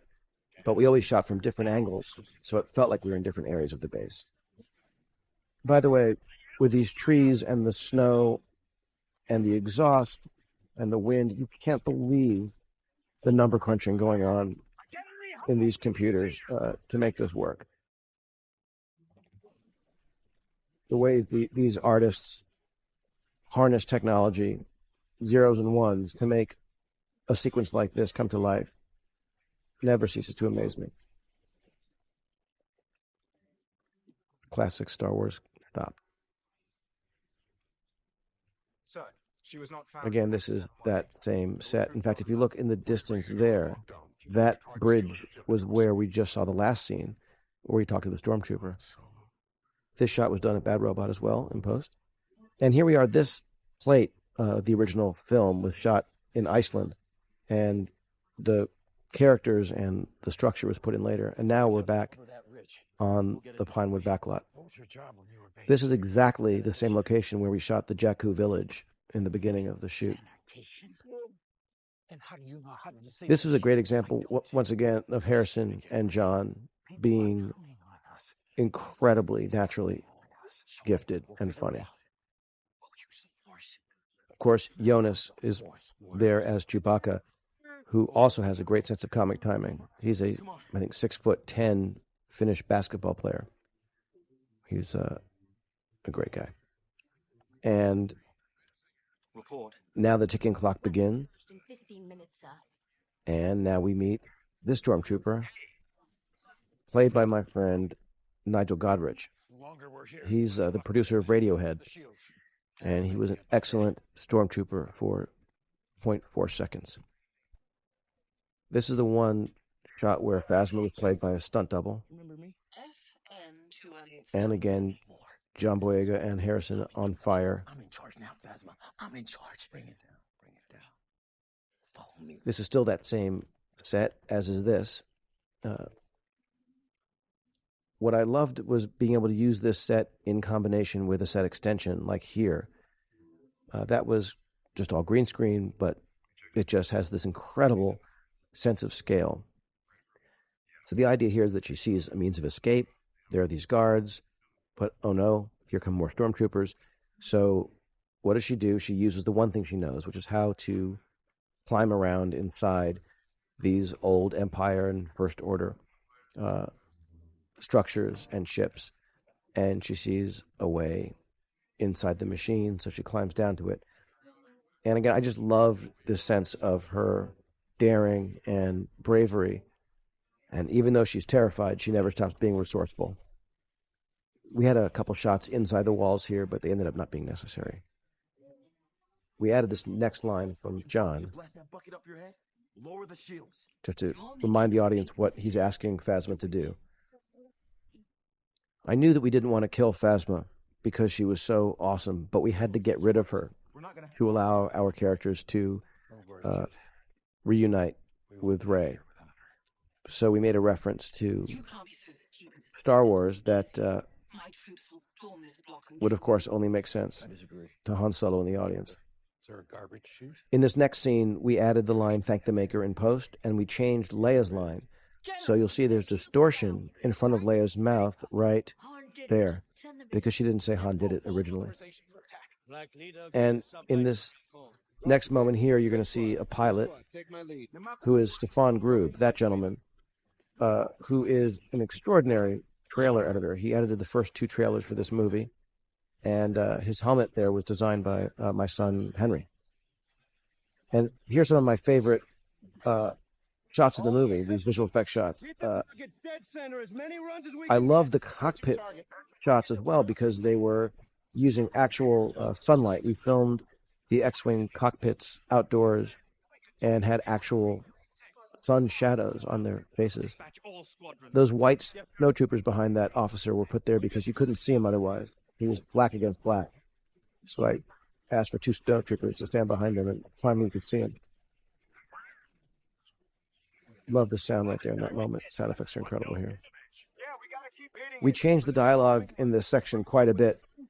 We ended up doing some reshoots in a cockpit at our offices in order to give Poe some of the dialogue on camera. And in classic Star Wars form, we go out in a cliffhanger when they're overwhelmed by TIE fighters. And now we're back here on that same exact set with our friends. This shot we could have easily lost. I just enjoyed it. We'll use a charge it. So we kept it in. I'll go in and draw fire, but I'm going to need cover. Sure you're up for this? Hell no. What I loved was this was a kind of going to rescue the princess sequence, but she didn't really need rescuing. She was rescuing herself. Why are you doing that? Why are you doing this? I'm trying to come up with a plan.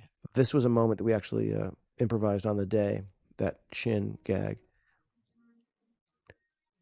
So they come to rescue her and they see that she's already doing it on her own. The premise for Rey, that she was always staying on Jakku because all she ever wanted was for someone to come back for her. And she ends up getting it through Finn. What did he say? It was your idea. And it just means so much to her. You. How did you get away?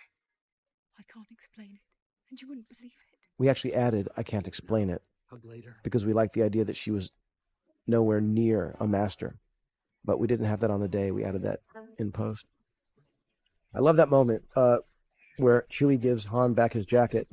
And the reason he does it is simply because the next time we see Han, he's got the jacket on again. I'm on it. And we realized when we were shooting that we've got to somehow get Han his jacket back. So we added that preposterous moment of Chewie handing him his jacket. It's a very weird thing watching your best friend from kindergarten flying an X-Wing. It doesn't make sense. This was back on the Pinewood backlot again. Let's use them. General, are you seeing And this? that behind Billy Lord is my father-in-law, Jim McGrath. And that man to the left is my father, Jerry Abrams. Medicals will save us now. This felt incredibly classic Han Solo, this moment. And getting to direct Harrison with a blaster is probably the definition of the most fun you can have directing. There was a whole sequence where Rey and Finn were on that snow speeder and being fired upon. And frankly, it just felt like it was wheel spinny. We didn't need it. And so we just tried to just crash through that stuff as quickly as we could. The idea being that they separated, they helped them get in, and now they're in the oscillator. This set is a redress, actually, of the Star Destroyer hangar from the first act of the movie. We'll meet back here. There used to be a much bigger moment here where they stopped and looked back at each other, but once again, like with the Leia scene, it just felt like we were hitting it too hard, that everyone who happened to be saying goodbye to Han Solo had a big goodbye moment, so we let that go. This was really fun to shoot, the kind of cat and mouse of the characters just moving around and planting these explosives. The idea was to set up this inevitable confrontation. Here comes Kylo Ren. We know that Han and Chewie are there. This is all going to come to a head any minute. Again, moments like this with Adam, where he was wearing this mask, but he still was able to convey a sense of drama and determination through his body language, was great to watch. That's Phil Carr Foster operating the camera there. Always a brilliant operator. everyone's converging now on the oscillator, going to this one location where the inevitable is going to happen. This reel was cut by Mary Jo Markey, and there was so much intercutting, so many different things happening at once. And once again, I could not be more grateful to her for the work that she did. We went through many iterations of what the interior of this oscillator looked like. The key thing for me was just getting this epic sense of scale. And this was one of the few scenes that we shot on a green screen stage, almost exclusively. Like this stuff all here was put in post in terms of the backgrounds. We were very lucky to have most of the movie, most of the sets built, at least in part, practically. But this was just out there in the middle of nothingness. I will say that shooting this scene was a very tricky thing. I think that both Harrison and Adam brought quite a lot to it. I think their own personal baggage came to this. I think the idea of killing Han Solo was a crazy, painful idea. And the truth is, because Harrison had been injured early in the shoot, despite his full recovery, I hated the idea of seeing him vulnerable at all. So this was hard, I think, for everyone to do, even though we knew it was essential and necessary. Your son, he's gone. He was weak and foolish, like his father. People have asked me if I think that Kylo Ren was just playing with him the whole time, if he meant to kill him from the beginning. And the truth is, I think that Kylo Ren in this moment is actually being convinced to walk away from this. Snoke is, as Han says, using him. And I think that somewhere Ben knows this. You know it's true. But I think that he can't accept it deep down. He has gone too far. No, it's not. We were working on this scene quite a bit, trying to find the right rhythm. And it was actually John Kasdan, Larry's son, who helped us with this. And I think really helped us get to a place where there was a lot of emotion, but also this sort of raw uncertainty of what was going to happen. I want to be free of this pain. Obviously, anytime two characters in Star Wars go out on an incredibly thin bridge 10 miles above the ground with no railings, it's not going to end well for one of them. Will you help me? Yes. But I don't think that in this moment, this is a put on. I think that Ben is legitimately going to give up. But then the idea was that in this moment where he's taking the lightsaber and offering it to him as a gesture, the sun finally is drained from the sky, and you see the light go away. And now they're in this darkness, and darkness takes over.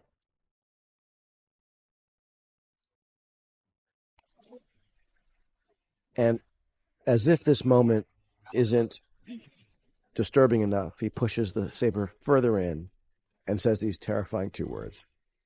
Thank you. In Kylo's mind, what he has just done seals the deal. It's the ultimate proof to Snoke that he is to be trusted, that he will not be seduced by the light. And I think the instant that he's done it, he regrets it. And in another system across the galaxy, his mother feels it too. This established idea that Leia is also strong with the Force has always been fascinating to me. Clearly, she took another path, and training with the Force was not her thing. But I've always felt that Leia had the same potential that Luke did. This was a moment of the best friend getting their revenge. You just want to see these stormtroopers paying the price for what they've done. And here Chewie blows up the interior of the oscillator, which ends up giving our friends in the X-Wings an opening. If they hadn't come here, there's no way that the Resistance could win. You're about to see, by the way, a shot featuring Morgan Dameron, the original Dameron, who was my assistant at the time, and Felicia Saunders, who works at Bad Robot. This was on the set, and this was at Bad Robot. And we needed that line. We needed to hear that we had 2 minutes left. And so I asked Felicia, who at the time was the receptionist at Bad Robot, if she would come into the other room and be in Star Wars. And she said yes. This was an entire interior set built on stage with a painted background, painted by remarkable artists. And it was a very tricky thing to light, but Dan Mindel and his team figured out a way to do it. Again, one of the wonderful upsides of having these lit prop lightsabers was how the light would interact with the surroundings. That was always something I was looking forward to, was having these illuminated lightsabers in this nighttime forest scene, illuminating the snow and people. This is Chloe, that was Daisy's stunt double, who's a dedicated and very talented stunt double. So, of course, Kylo Ren thinks that Finn is a traitor. Listen. See? And he, of course, could just throw him as well. He could grab the lightsaber with his force power. But there's something about this moment that Kylo Ren just feels like he wants to make him hurt. He doesn't want to make it easy and make it fast. So he just fights back. And Finn has some moves, and there's a little bit of it. But Ren will have none of it. What I wanted to do in this sequence was have a very rough, sort of unprofessional fight. These are people who, whatever their training, it was not graceful training. It was not choreographed training. It didn't feel like a dance. I wanted it to feel like it was seat of your pants, rough around the edges, battling.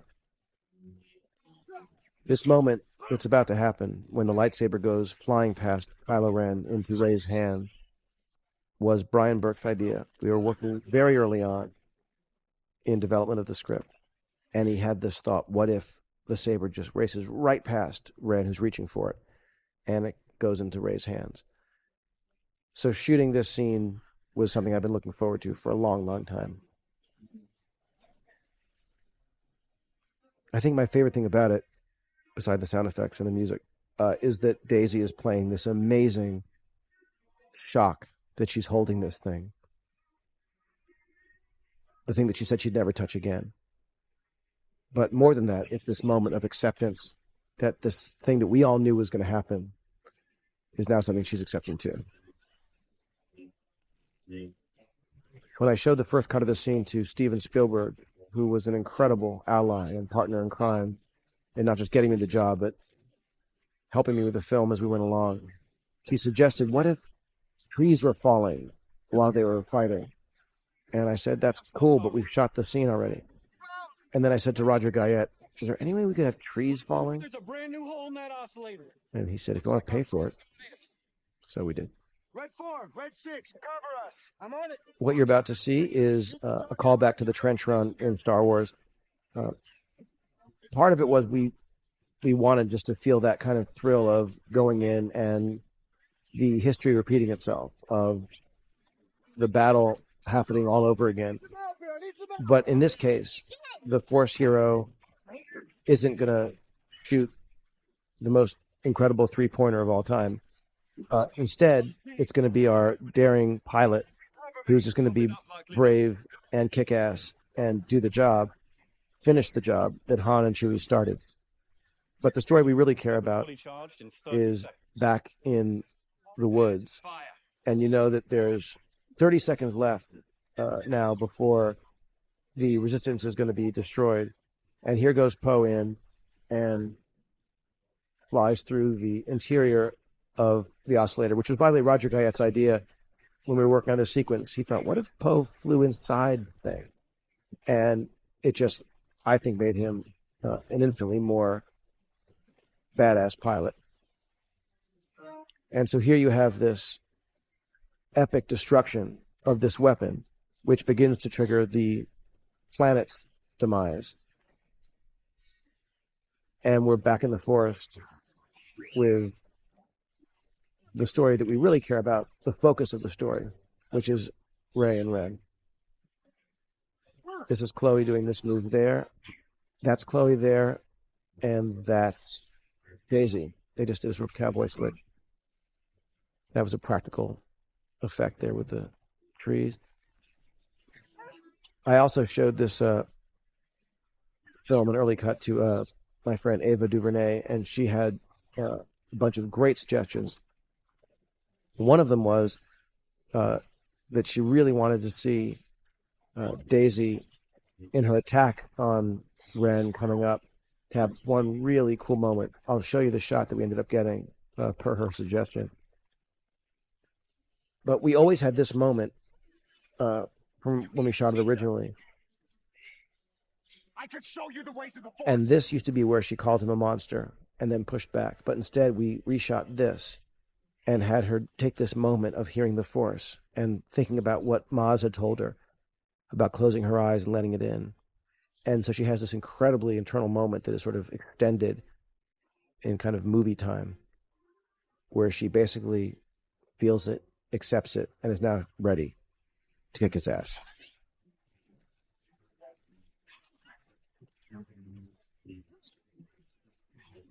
So here's the shot that we got from the reshoots.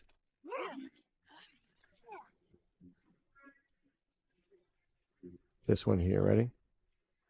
And that. Boom. Little thing. But it really connects you to her intensity. While Chloe did a lot of the fighting in the movie as well, most of what you're seeing here is Daisy. There are a handful of shots that were the stunt double, but I have to tip my hat to these two actors for really working so incredibly hard over many, many days. The idea that Rey takes down Ren was something that we knew we wanted to do. The question became, now what? Does she do the very non-Jedi thing and kill him off? Does she do the thing that would be unsatisfying, which is just let him go? So we thought, well, the planet's ripping apart. So Larry and I decided, what if the two of them, in this kind of operatic moment, actually get separated and the decision's taken away from them and left for another time? A TIE fighter almost got away there, but didn't quite. I love here seeing that even the most loyal soldiers are abandoning posts. And now here's Hux, who reacts to the falling debris. And this moment tells you that Kylo Ren will live on in some form. That Hux has been tasked to go get Kylo Ren and bring him to Snoke, which we used to see a portion of, and I ended up losing it because it was once again something that didn't feel necessary. And now here in the quiet, you think these two friends are going to perish together, and then a light shows up, and it's one of her friends, played in this shot by Peter Mayhew. This shot you're about to see of the Millennium Falcon parked was back at night at Greenham Commons. We dressed right there. We dressed the area with some trees because it was much easier to put some trees in than to move that enormous Falcon build. Again, look at these simulations of the destruction of this planet. The amount of data that is having to be calculated there is, I would say, incalculable. And they get reunited and they fly away. And instead of doing one big boom destruction of the Death Star, we wanted to just see this planet instead transform into a sun. The idea being that light is brought back to this corner of the galaxy. Our job's done here. Let's go home. So while there are always a million things I wish I'd done differently, one of the things is a shot coming up. You've got this moment where they return to the base, and Chewie is so concerned with Finn and his injury, and he's putting him down. And this is all working pretty well. And you've got Rey who's looking around. But in this next shot, I wish I had not had Chewie there on the left, because you think it's going to be a reunion between the two of them. And it should be. They're old friends, and they've just lost someone that they both loved. So it's a bit of a distraction, frankly, which I regret. But this moment, I think, is actually lovely. And the idea that these two women who'd never met knew of each other, and they're both Force strong, and they're both bound by their loss and their strength. And great music. So in this moment of despair and mourning, in classic fairy tale and Star Wars form, there's still hope. And here our friend R2 wakes up. This was a decision made in post. R2-D2 in movement was all done in CG later. BB-8 was there. R2 was put into motion, beautifully done by ILM. The idea here being that BB-8 had the piece of the map that Poe gave him at the beginning, but that R2 has been scanning his database and has found the remnants, which, by the way, Kylo Ren mentions that they have it from the archives of the Empire. And the idea being that this was something that R2 had downloaded from the archives back in A New Hope when they were on the Death Star, when he jacks into the system. So this idea that these two droids, old and new, each have a piece of a map needed to tell the future story of Luke Skywalker feels like the epitome of this movie. That there's old and new coming together to put these pieces together and show the way. You make a million discoveries in post, and for some reason these scenes post the Leia and Rey hug were just a bear to get to work. But Mary Jo Markey, the editor, worked with me for months on this, and we finally got the puzzle pieces to fit. It was sort of ironic that we were dealing with these map pieces, because it felt like we were doing the same thing with the film. Rey, all she wanted in the beginning was companionship, friendship, belonging, and the idea that she's met people who would sacrifice themselves for her with their lives, human and otherwise, is the happy ending for Rey, even though this is a very open-ended story. May the Force be with you. And that's, of course, the first time you hear those words in the movie. That BB-8 that was shot on the roof of Bad Robot. That's the BB-8 that I have in my office. And we brought him to the roof and put some fishing wire on him and pulled him around. So he's not quite moving the way he normally does.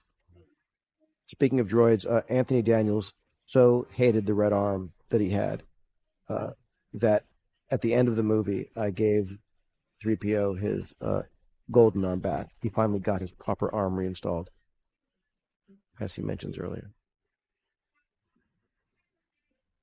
One of my favorite things that John Williams did in the score for the film is using Rey's theme here. I didn't expect it, but when I heard it, it was surprisingly emotional that this piece of music, which we heard when we very first saw her driving her speeder across the desert, she's now sort of owning her power and flying the Falcon, not just to any location, but to the very location that she had been dreaming about all these years. The island is actually Skellig Michael, which is off the coast of Ireland, one of the great countries. And this place is just extraordinarily beautiful. That's Skellig Michael, and that is back on Greenham Common with a digital painting added to it. So here begins her climb up the Jedi steps, and the cue from John Williams, the Jedi Steps, which is a brand new theme not heard before in the movie, which is a gorgeous theme. The first of 3 days we were filming at Skellig Michael, when the weather is, by the way, beautiful, and no one can understand it because the weather is apparently never beautiful there. The first day we got there, everywhere we looked, there were puffins, these birds flying all over the place.